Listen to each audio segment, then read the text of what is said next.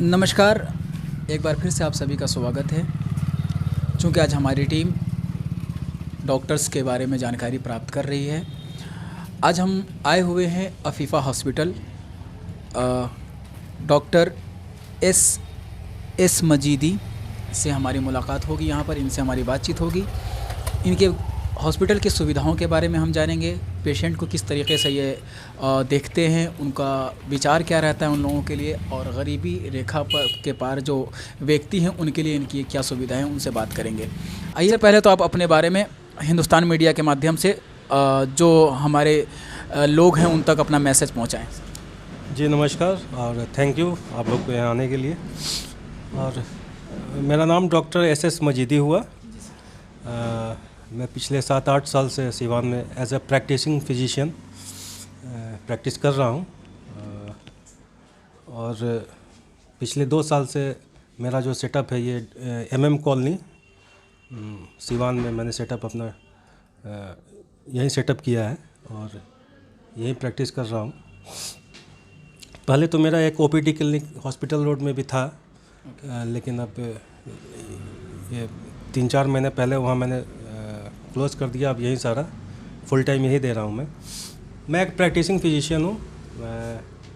और ये एक छोटा सा मेरा सेटअप है जिसमें OPD तो है ही, आउटडोर पेशेंट को मैं देखता ही हूँ। उसके अलावा इंडोर फैसिलिटी भी है। ऐसे पेशेंट जिनको एडमिट करने की ज़रूरत है, जिनको मॉनिटरिंग की ज़रूरत है, जिनको वेट एंड वॉच में रखा जा सकता है, वैसे पेशेंट यहाँ एडमिट भी होते हैं। और हमारी एक स्टाफ की टीम है जो उन लोगों को देखती है। और इसमें मैं आपको ये बताना चाहूँगा कि इसमें मेरा छोटा सा सेटअप है, इसलिए 5 बेड का ICU भी है इसमें, और 10-15 बेड ऐसे जनरल बेड है। ये सारी चीज़ें हैं। और इसके अलावा ये हमारा मेडिकल है, मेडिकल वगैरह है। सर, अगर बात की जाए जिस तरीके से पेशेंट आते हैं, पेशेंट के साथ बहुत सारे केसेस होते हैं, फिज़िकल से रिलेटेड बहुत सारी चीज़ें होती हैं, तो क्या क्या चीज़ें देखते हैं सर आप? अगर क्योंकि स्पेशलिटी आपकी फिजिशियन की है, तो सर उस हिसाब से क्या क्या मरीज़ों को देखते हैं, ताकि अगर ये वीडियो के माध्यम से उन तक ये मैसेज जाए तो वो आप तक संपर्क कर सकें। देखिए, एज अ फिजिशियन जो भी केस होता है, बेसिकली मेरा फोकस तो कार्डियो डायबिटिक है। कार्डियक के जो भी पेशेंट हैं, मेनली कार्डियक। उसके अलावा सर इसको विस्तार से बता दें। विस्तार कार्डियो से मैं ये बता दूं आपको कि हृदय रोग से संबंधित जो भी हाँ, मेरा फोकस इस पे है। उसके अलावा शुगर के जो पेशेंट है, डायबिटिक पेशेंट है, इस पे फोकस है। फोकस इक्वली मेरा हर सेगमेंट पे है, चाहे वो पेट के रोग के पेशेंट हो या फिर छाती के पेशेंट हो, चेस्ट में कोई प्रॉब्लम है उससे रिलेटेड कोई पेशेंट हो, थायराइड है, BP है, शुगर है, ये सारी चीज़ें हैं। ये सारी चीज़ को वैसे केसेस को मैं देखता हूँ। तो एक तरीके से जैसे कि आपने बताया डायबिटीज़ और हार्ट से रिलेटेड, सर एक चीज़ जो जाननी थी, क्योंकि आपके बारे में जब हमने पता किया और इस कुछ डिजीज़ के बारे में पता किया, तो आपको सर अगर हम जानना चाहें तो क्या ये क्यूरेबल चीज़ें हैं या कंट्रोल किया जा सकता है इस पर सर? कुछ चीज़ें क्यूरेबल हैं, कुछ को कंटेन किया जा सकता है, कुछ को कंट्रोल किया जा सकता है। जैसे शुगर है, शुगर क्योर तो नहीं हो सकता है। जब तक इंसुलिन का शॉट लग रहा है या शुगर की दवा चल रही है तो वो तब तक वो कंट्रोल है। लाइफ स्टाइल चेंजेस है, वो बहुत सारी चीज़ें हैं उसमें, मॉडिफिकेशन है, ये सारी चीज़ें रहेंगी तो कंट्रोल में रहेगा। फिर अगर बदपरहेज़ी शुरू हो जाती है खान पान में, वो फिर परहेज़ नहीं रहता, दवा लेना कोई छोड़ देता है, तो फिर वो शुगर फिर वो बढ़ जाता है। इसी तरह से हार्ट के पेशेंट में, हृदय रोग से संबंधित जो भी रोगी हैं, जैसे छोटी सी बात है, ब्लड प्रेशर का पेशेंट है, वो अगर BP की दवा रेगुलर जो भी डॉक्टर ने एडवाइस किया वो लेते रहेंगे। उसके अलावा खान पान में जो उनका दैनिक जो कार्यशैली है, खान पान का जो उनका रूटीन है, वो बिल्कुल सही रखेंगे तो BP कंट्रोल में रहेगा, कंटेन रहेगा, नहीं होगा। अगर छोड़ देंगे तो फिर वो बढ़ जाएगा। मैं धन्यवाद करता हूँ भाई सैयद जी का, जिनके माध्यम से आप तक हम पहुँचे हैं। सर, अगर दर्शकों को आपको ये जो पेशेंट रहेंगे उनको आप तक पहुँचाने की बात की जाए, या जो भी हमारा ये मैसेज देखते हैं, तो सर उनको अगर एड्रेस बताया जाए आपके थ्रू, और उनको एक जो अपॉर्चुनिटी की बात की जाए कि गरीबी रेखा से जो नीचे हैं उनके लिए आप लोगों ने क्या सुविधाएँ रखी हैं सर? उनके लिए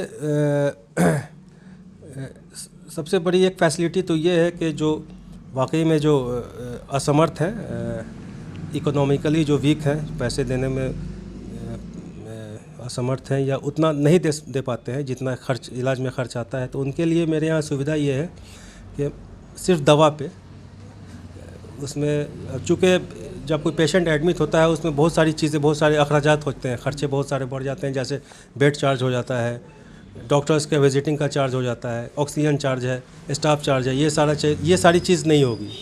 उसमें सिर्फ दवा के खर्च पे, मरीज़ को एडमिट करके सिर्फ दवा के खर्च पे वो इलाज किया जाएगा, ये चीज़ है। उसके अलावा दवा में भी वैसे पेशेंट जो आउटडोर पेशेंट हैं, ये वो दिखाने आते हैं, तो वैसे पेशेंट्स को दवा में 15 से 20% वो डिस्काउंट भी दिया जाता है।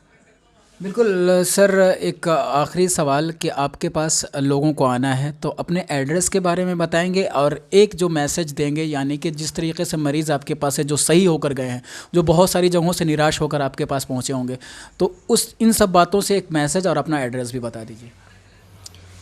देखिए, एड्रेस तो बिल्कुल इजी एड्रेस है। ये MM कॉलोनी कहलाता है, मौलाना मजरुल हक कॉलोनी, जो सिसवन ढाला से उत्तर की जानिब है, उत्तर की तरफ है। 200 से 300 कदम उत्तर की तरफ आने पे MM कॉलोनी है। उसी में मेरा ये क्लिनिक हुआ, हॉस्पिटल हुआ। और रही बात, देखिए मकसद मेरा एक सेटअप है, इसमें सारी चीज़ें हैं, हर सुविधा उपलब्ध है। ICU हो या जनरल वार्ड हो, उसके अलावा वेंटिलेटर हो या किसी भी मतलब मॉडर्न ICU में जो भी चीज़ें होती हैं वो सारी चीज़ें उपलब्ध हैं, मुहैया हैं, और कम कीमत पे बड़े अच्छे तरीके से डेडिकेशन के साथ, और एक सेवा भाव भी है, बिल्कुल सेवा भाव भी है। तो ये सारी चीज़ें हैं, तो इसके साथ इलाज किया जाता है। जैसा कि मैंने बताया कि जो ऐसे पेशेंट हैं जो फाइनेंशियली वीक हैं, उनके लिए सिर्फ और सिर्फ दवा के ख़र्चे पे इलाज होता है। और उसके अलावा भी कुछ ऐसे पेशेंट हैं जो उससे और ज़्यादा वीक हैं, जो बिल्कुल कई जगह से घूम के आते हैं, उनको आराम नहीं मिलता या आराम मिलता है तो पैसे की वजह से इलाज छूट जाता है। तो ऐसे पेशेंट्स के लिए यहाँ एक डॉक्टरों की टीम हमने बनाई है। उन डॉक्टर से सलाह ले करके, मशवरा ले करके, क्या उस पेशेंट के लिए उचित है, क्या सही रहेगा, वैसा एडवाइस ले करके उसको एडवाइस किया जाता है। उसमें 15 से 20% दवा में भी छूट दी जाती है। ये सारी चीज़ें हैं। बिल्कुल, तो हमारी बात हो रही थी डॉक्टर एस एस मजीदी से, जो कि बेहतरीन व्यक्तित्व के मालिक, आपको उनकी बात से लग गया होगा, जितने ही अच्छे वो डॉक्टर है उतनी ही अच्छा उनका व्यवहार भी है। तो मैं यही आपको संदेश देना चाहूँगा कि जो भी व्यक्ति इस तरह के रोग से परेशान है वो ज़रूर एक बार संपर्क करें। इनका यह था कि एस मजीदी साहब हर चीज़ की सुविधाओं का इन्होंने यहाँ पर ख्याल रखा है। इमरजेंसी वार्ड भी आप देख सकते हैं, ICU का भी यहाँ पर आप देख सकते हैं, इवन एक मरीज़ यहाँ पर एडमिट भी हैं, उनका इलाज चल रहा है। तो हर तरीके से एस मजीदी की जितनी भी सराहना की जाए, क्योंकि इन्होंने हर तरीके से ख्याल रखा है और किसी तरह की कोई परेशानी यहाँ पर किसी भी पेशेंट को नहीं होने वाली है। उनका पूरी तरीके से यहाँ पर उनकी टीम है, जो स्टाफ है वो पूरी तरीके से ख्याल रखेंगे। आपको और दिखलाते हैं कि बेड की सुविधाएं भी काफ़ी रखी गई हैं। आप देख सकते हैं मॉनिटर मौजूद है, हर तरीके की सुविधाएं रखी गई हैं, बेड है, किसी तरह की कोई भी परेशानी, जो हमारे स्टाफ मौजूद है यहाँ पर, जो किसी तरह की पेशेंट को परेशानी होती है तो उसका वो ख्याल रखने के लिए मौजूद है। तो एस मजीदी के यहाँ आप ज़रूर संपर्क करें। अगर आप इस तरह की प्रॉब्लम से परेशान हैं तो वो आप ज़रूर संपर्क कर सकते हैं। जी हाँ, आपको दिखला देते हैं जनरल वार्ड, वहाँ भी काफ़ी सुविधाएं रखी गई हैं। एस मजीदी के डॉक्टर एस मजीदी का जो हॉस्पिटल है, वहाँ पर आप देख सकते हैं जनरल वार्ड में भी काफ़ी मरीज़ यहाँ पर एकत्रित हैं और मरीज़ों का इलाज चल रहा है। हमारे स्टाफ और यहाँ पर जितने भी मरीज़ हैं, इनका पूरी तरीके से सुविधा रखा गया है। किसी तरह की कोई प्रॉब्लम हो रही है सर, अगर आपसे हम जानना चाहें तो? नहीं सर, कोई प्रॉब्लम नहीं, सब ठीक है। डॉक्टर साहब बिल्कुल ख्याल रख रहे हैं, आपके स्टाफ पूरा ख्याल रखते हैं। जी हाँ, तो मरीज़ की बात से आपको समझ में आ रहा होगा, पेशेंट जो उनके घर वाले मौजूद हैं, पूरी तरीके से डॉक्टर साहब ख्याल रख रहे हैं ना? जी ठीक है। यहाँ का लोग जो कार्य कर रहा है बिल्कुल सही कर रहा है? हाँ सही है। ठीक है, तो आप देख रहे हैं कि यहाँ जनरल वार्ड में भी जो पेशेंट एडमिट हैं वो भी ये बता रहे हैं कि डॉक्टर साहब का काम बहुत ही सराहनीय है।